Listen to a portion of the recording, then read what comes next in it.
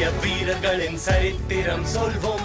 தேசப்பற்ற எல்லார் மனதிலும் எழுப்புவோம். வந்து விட்டார்கள் கிறிஷ் மற்றும் பால்டி பாய்.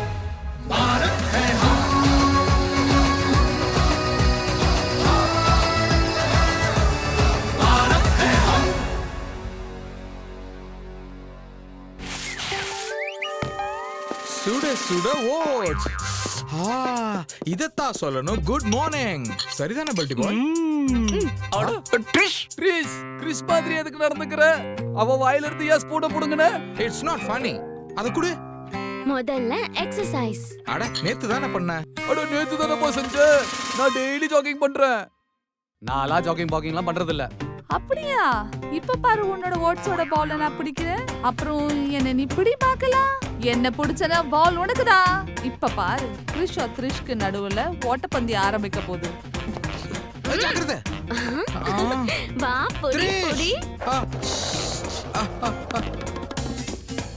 நில்லு நில்லு நில்லு. அப்படியா? வா.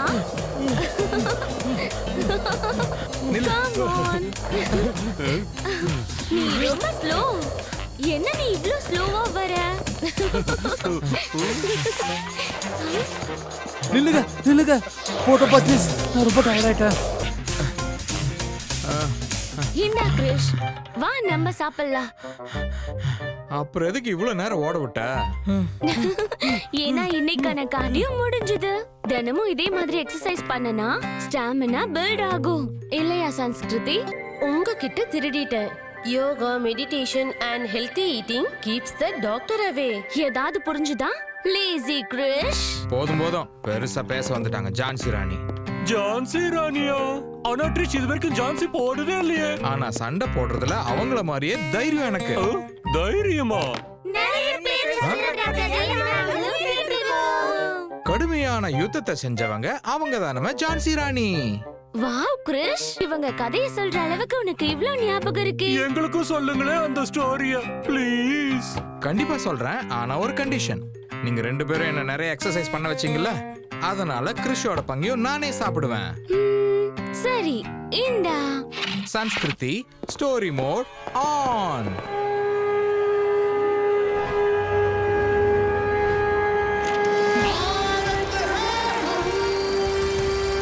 மணிகர்ணிகா, அதாவது ராணி லட்சுமிபாய் பிறந்தது 1828ஆம் வருஷம் பனாரஸ்ல ஒரு பிராமண குடும்பத்துல பிறந்தாங்க. இவங்களோட அப்பா மோரோபந்த் தாம்பே, அம்மா பாகிரதி பாயி. அவங்களோட அம்மா இறந்ததுக்கு அப்புறமா பெகாவை விட அதிகமா பேஷ்வா பாஜிராவ் த செகண்ட்ல ஒரு பெண்ணை ஒரு வீராங்கனையா வளர்த்தாங்க. நானா சாஹேப் அப்புறம் தாத்தையா டோப்பேவோட கத்தி சண்டை போட்டுக்கிட்டு அவங்க எப்ப வளர்ந்தாங்கன்னு தெரியவே இல்லை.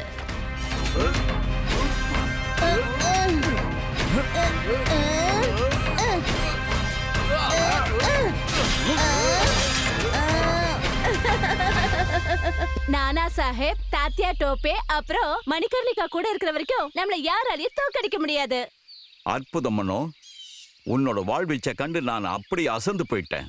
நானா சாஹேப், நீங்க மனோவோட குதிரை சவாரி இது வரைக்கும் பார்த்தது இல்லையே. அப்படியா? ஒரு சவாரி போலாமா? தாராளமா. பாதல், நீங்க சரியாதான் சொன்னீங்க. மனு தன்னோட குதிரை பாதல் மேல உட்காந்துட்டு காத்தோட பேசிட்டு இருந்தான். மணிகர்ணிகா சின்ன வயசுல இருந்த சத்ரபதி சிவாஜி மகாராஜா தன்னோட குருவா நினைச்சிட்டு இருந்தா. அப்புறம் அவரை போலவே தன்னோட தாய்நாட்டை ரொம்பவும் நேசிச்சாங்க. கம்பெனி அரசோட பார்வை ஜான்சி மேல பட்டது. அப்போ ராஜா கங்காதர்ஜி ஜான்சியோட அரசரா இருந்தாரு. அவருக்குன்னு எந்த வாரிசும் கிடையாது. ராஜா கங்காதர்ஜிக்கும் தனக்கும் ரொம்பவும் வயசு வித்தியாசம் இருக்குன்னு தெரிஞ்சிருந்தும் மணிகர்ணிகா தன்னோட நாட்டை காப்பாத்தணுங்கிற நல்ல எண்ணத்துல ராஜா கங்காதர்ஜிய திருமணம் செய்ய ஒத்துக்கிட்டாங்க. இரண்டாம் பேஷ்வா பாஜிராவ், தாத்தியா தோப்பே, நானா சாஹேப் மற்றும் மணிகர்ணிகா ஆகியோர் அரண்மனை நூலகத்தில் ஸ்டேட்டஸ் பற்றி விவாதிக்க சந்தித்த போது மணிகர்ணிகா கூறினார், சத்ரபதி சிவாஜி மகாராஜுக்கும் கல்யாணங்கிறது ஸ்வராஜுக்கு உலக கனவா இருந்தது. அதையே நானும் செய்யறேன். இந்த கல்யாணத்து மூலமா ஆங்கிலேயர்கள் கிட்ட இருந்து இந்த ஜான்சியை காப்பாத்த முடியும்னா மகாராஜா கங்காதர் ராவ் கிட்ட சொல்லிடுங்க, மணிகர்ணிகா இந்த கல்யாணத்துக்கு சம்மதிச்சுட்டான்னு. என்னோட தங்கம், இவ்வளவு சீக்கிரமா பெரியவளா வளர்ந்துட்டியே. பேஷ்வா பாஜிராவ் பேசிக் கொண்டிருக்கும் போது மணிகர்ணிகாவை பாராட்டினார். இறுதியாக கங்காதர் ராவ் மற்றும் மணிகர்ணிகா திருமணம் செய்து கொண்டனர். கங்காதர் ராவ் மற்றும் ராணி லட்சுமிபாய் திருமணம் முடிந்து ஜான்சியின் அரண்மனைக்குள் நுழைந்த போது எல்லாரையும் பார்த்துவிட்டு தங்கள் ராணி லேங்கா அணிந்து குதிரையை ஏறியதை கண்டு அனைவரும் வியந்தனர். பிறகு அசந்து போனார்கள். கங்காதர் இதை அறிவித்தார். இன்னிலிருந்து நீங்க ஜான்சி ராணி லட்சுமிபாயின்னு அழைக்கப்படுவீங்க.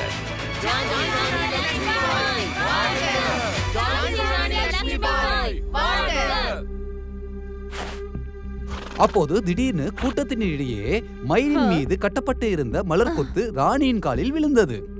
இதை யார் செஞ்சது? அப்போது கூட்டத்திலிருந்து ஒரு பெண் வெளியே வந்தாள். ஒரு ராணியைப் போலவே தோற்றமளித்தார். பாக்க என்ன மாதிரியே இருக்கியே. உன் பேர் என்னம்மா? ஜல்காரி. ஜல்காரி, எனக்காக நீ வேலை செய்வியா? இது என்னோட அதிர்ஷ்டமாகும். ராஜா கங்காதர் ராவ் வாழ்க! ராணி லட்சுமி பாய் வாழ்க! அடேங்கப்பா, என்னது டபுள் ரோலா? முகம் மட்டும் இல்ல, ஜல்காரி பாயோட துணிச்சலும் லக்ஷ்மி பாய் மாதிரியே இருந்துச்சு. அதனால ஜல்காரி பாய் ராணி லக்ஷ்மி பாயோட ரொம்ப பிடிச்ச சேவகியா மாறிட்டாங்க. ஜல்காரியும் ராணி லக்ஷ்மி பாயோட நிழல் மாதிரி கூடவே இருந்தாங்க. ராணி லக்ஷ்மி பாய் ஜல்காரிய மட்டும் இல்ல, தன்னோட நாட்டு மக்கள் எல்லாரையும் தன்னோட குடும்பமா நினைச்சாங்க. மக்களும் புது ராணியால சந்தோஷமா இருந்தாங்க. அப்புறம் அவங்க தன்னோட ராஜகுமாரனோட பிறப்புக்காக காத்துக்கிட்டு இருந்தாங்க. ஆனா பிறந்ததுமே ராஜகுமாரன் இறந்துட்டாரு. ராணி ரொம்ப கவலையோட இருந்தாங்க. ராஜா ரொம்ப நோய்வாய்ப்பட்டுட்டாரு. கம்பெனி அரசு ஜான்சியை பிடிக்கணும்னு ரொம்ப தீவிரமா இருந்தாங்க. மேஜர் ஆலஸ், ஜான்சியோட ராஜா கங்காதர் ராவுக்கு வாரிசுகள் யாருமே கிடையாது. அப்புறம் டாக்டர் நவ்ஃபிளாஸ் சட்டத்தின் பார்வையில அப்படி இந்து ராஜா யாராவது தன்னோட வாரிசுன்னு யாரையும் அறிவிக்காமலே இந்த உலகத்தை விட்டு போயிட்டாருன்னா அவங்களோட ராஜ்யம் ஈஸ்ட் இந்தியா கம்பெனியோட கைக்கு வந்து சேர்ந்துடும். Right captain Martin. அப்ப கூடிய விரைவில் ஜான்சி நமக்கு சொந்தம் சொல்லுங்க. ஆங்கிலேயர்களுக்கு ஜான்சி கிடையவே கிடையாது. மகாராஜாவும் நானும் முடிவு பண்ணிருக்கோம். அவருடைய தம்பி பிள்ளைய நாங்க தத்தெடுக்க போறோம். இன்னையிலிருந்து இந்த குழந்தை நம்மோட மகன், அப்புறம் ஜான்சியோட இளவரசர் தாமோதர் ராவ் ஆவார். இவர் பெரியவர் ஆகிற வரைக்கும் இந்த ராஜ்யத்தோட பொறுப்புகளை நான் ஜான்சி ராணி லக்ஷ்மி பாய் கிட்ட ஒப்படைக்கிறேன்.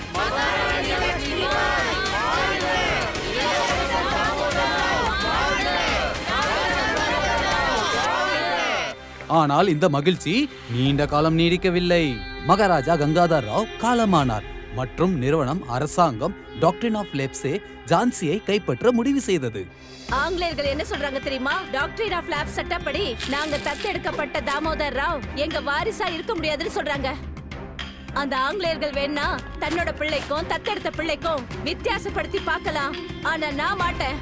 இந்திய கலாச்சாரத்தின் படி கடவுள் ஸ்ரீ கிருஷ்ணன் தேவநந்தனுக்கு முன்னாடி யசோதா தாய்க்கு குழந்தையா இருந்தாரு. அதனால நான் என் இளவரசனுக்கான உரிமையை யாருக்கும் விட்டு கொடுக்க மாட்டேன்.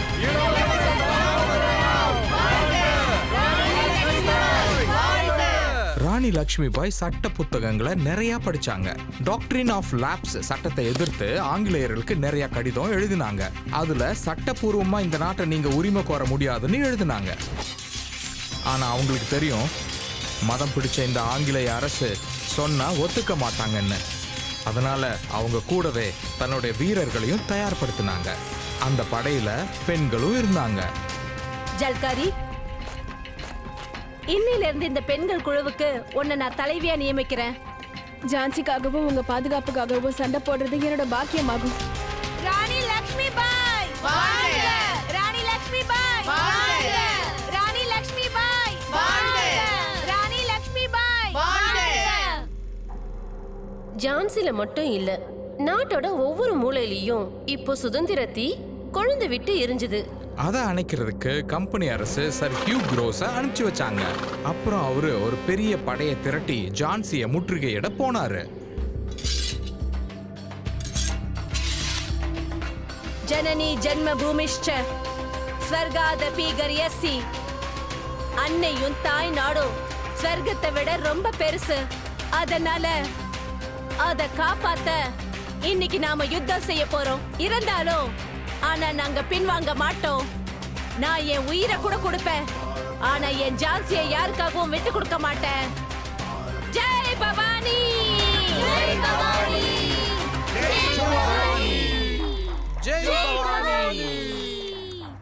அட அட இந்த ஸ்டோரி மோட் எப்படி ஆஃப் ஆச்சு? இன்னும் கதை பாக்கி இருக்கு. நான் தெரிஞ்சுக்கணும், ராணி லக்ஷ்மி பாய் ஜான்சியை காப்பாத்தினாங்களோ, ஆங்கிலேயர்களை தோக்கடிச்சாங்களோ? சொல்றேன் பால்டி பாய், எல்லாத்தையும் சொல்றேன். ஆனா ஜான்சி ராணி கதையோட பார்ட் 2ல. அது வரைக்கும் நீங்களும் நண்பர்களும் கதையை கேட்கறவங்களும் ஒரு விஷயம் ஞாபகத்துல வச்சுக்கோங்க. எல்லாராலும் சொல்லப்படுற கதை நாங்க கேட்ட கதை தான். வீர பெண்மணி அவங்க தான் ஜான்சி ராணி லக்ஷ்மி பாய். பெருமையோட சொல்லுவோம், பாரத் ஹை ஹம்.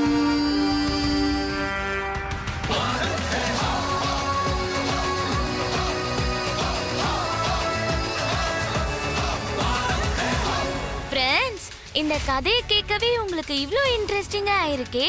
யோசிச்சு பாருங்க, பார்க்க எவ்வளவு இன்ட்ரெஸ்டிங்கா இருக்கும்னு. கிறிஸ்ட்ரிஷ் பல்டி பாய் நாம் இந்தியர்களை பாருங்கள். ஒவ்வொரு ஞாயிற்றுக்கிழமையும் காலை 11 மணிக்கு தூர்தர்ஷனில். அப்புறம் நம்ம screening partners Amazon prime video, அப்புறம் நெட்ஃபிளிக்ஸ். Stay tune.